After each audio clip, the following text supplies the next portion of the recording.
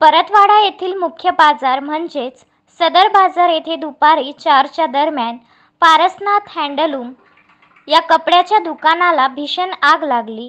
बंटी कोठारी यांचे हे प्रतिष्ठान असून मागच्या बाजूला यांचा परिवार राहतो. जवळपास 6 वाजताच्या दरम्यान अचानक दुसऱ्या मजल्यावर आग लागली.